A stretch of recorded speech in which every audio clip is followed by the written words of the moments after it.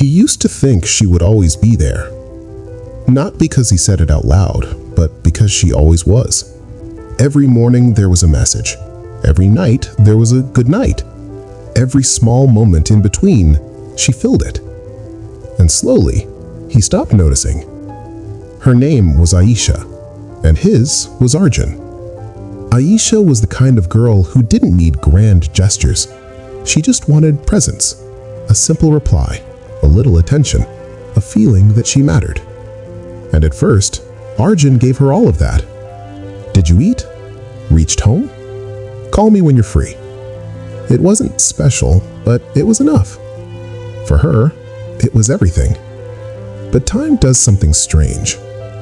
What once feels special slowly becomes normal, and what becomes normal gets taken for granted.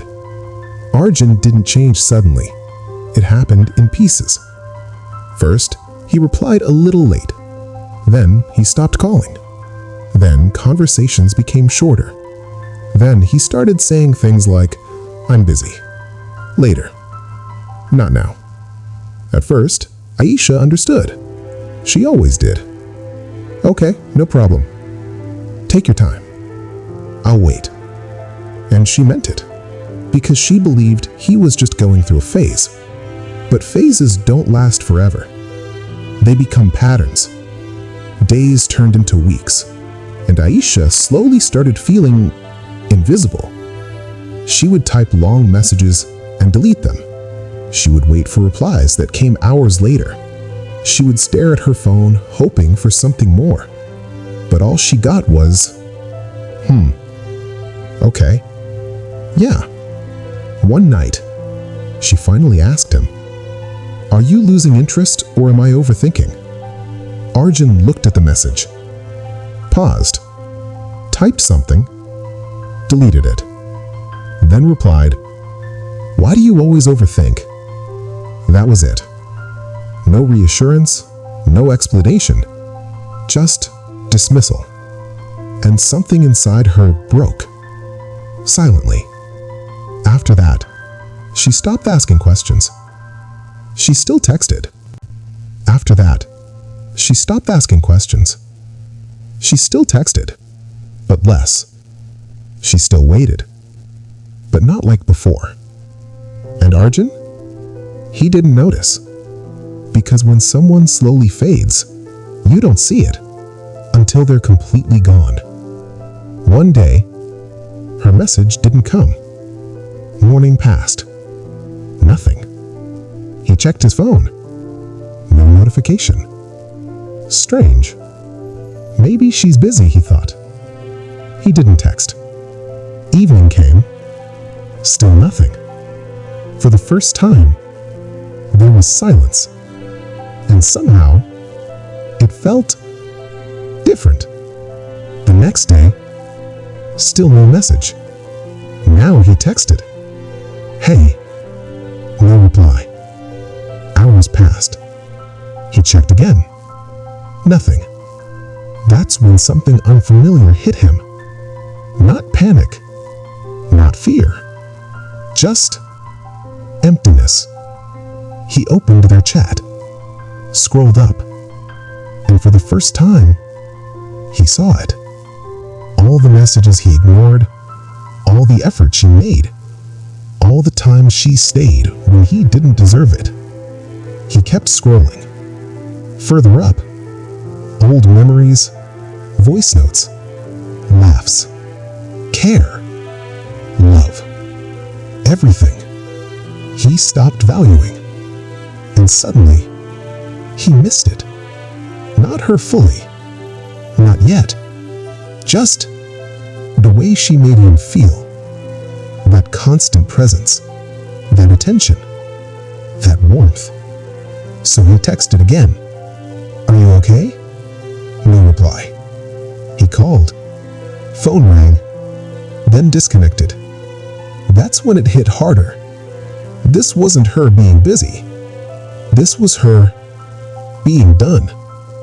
Meanwhile, Aisha sat on her bed, phone next to her, screen lighting up, his name flashing. She looked at it. didn't pick up. Not because she didn't care, but because she cared too much. And she was tired. Tired of being the only one trying. Tired of being feeling like an option. Tired of waiting for someone who had already stopped choosing her. Her friend Neha sat beside her. "Are you not replying?" she asked softly. Aisha shook her head. "If I reply, I'll go back." Neha didn't say anything. She just nodded. Because sometimes, silence understands more than words. Back in his room, Arjun sat staring at his phone. Now he was the one waiting. Minutes felt longer. Hours felt heavier. And for the first time, he realized what waiting feels like. He remembered her voice, her laugh, her texts, her patience. And suddenly, everything felt louder. The silence, the emptiness, the absence. He tried to distract himself.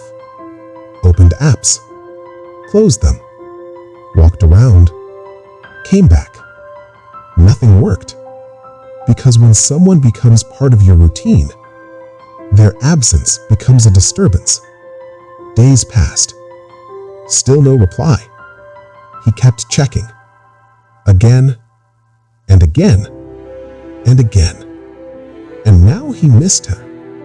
Not just the attention, but her presence, her care, her love. But here's the truth.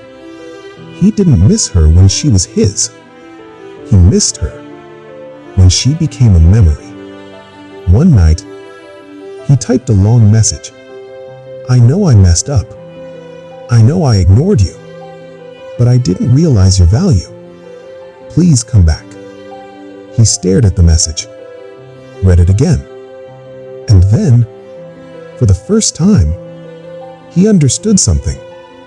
He wasn't asking her to come back because he changed. He was asking because he felt her absence. And that wasn't love. That was loneliness. So he didn't send it. He deleted everything, put his phone down, and just sat there, in silence. Meanwhile, Aisha slowly started healing. Not all at once, but piece by piece. She stopped checking her phone, stopped expecting, stopped hoping, and slowly, she started choosing herself. Not because she stopped loving him, but because she finally realized she deserved better. Time passed. They didn't talk again. No closure, no final goodbye.